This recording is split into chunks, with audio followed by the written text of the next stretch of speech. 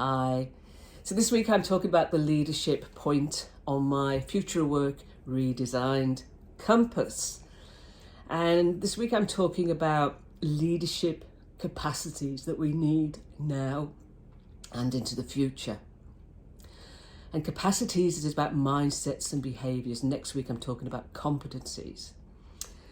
And one of the capacities is leaders being available, accessible and visible.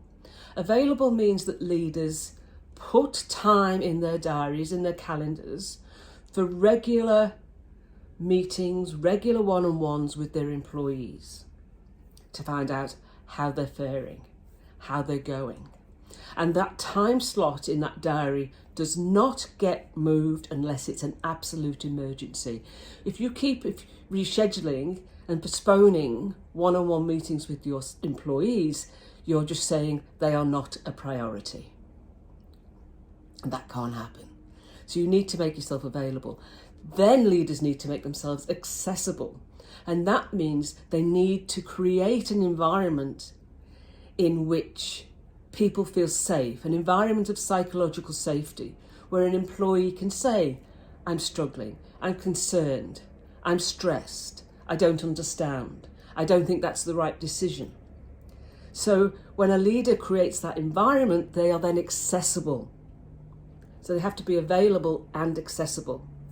And then they also have to be visible. No longer are a lot of people seeing the captain at the helm of the ship as they walk the corridors of the organisation. So all leaders at all levels of the organisation need to make sure that they are visible to every member of the organisation. That could be regularly scheduled fireside, computer-side chats, town halls, whatever it takes to make sure that you're visible to people and they have accessibility. We also need leaders now to not only become great communicators, but be mindful communicators. Really think about the messages that you're sending people. When you're face to face with people, it can be a lot easier to sense if they're not actually receiving the messages you intended. When people are remote and behind a screen, it's not as easy.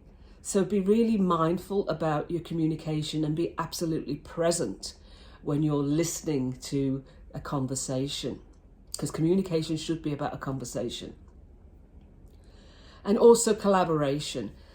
It has been research found, I think it was Microsoft that did this research, that when everybody went working remotely due to the pandemic, that the collaboration inside teams increased, probably because people were reaching out to each other, it was a bit, for safety, security feeling. The collaboration outside teams decreased. So it was like everyone was hunkering down. And that is dangerous if that's allowed to continue, because that stops knowledge sharing across the organisation. And we start then to create silos.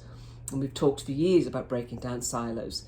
So the capacity of leaders needs to be to intentionally enable cross-team, cross-functional collaboration, as well as intra-team collaboration. I'll talk to you tomorrow. Bye.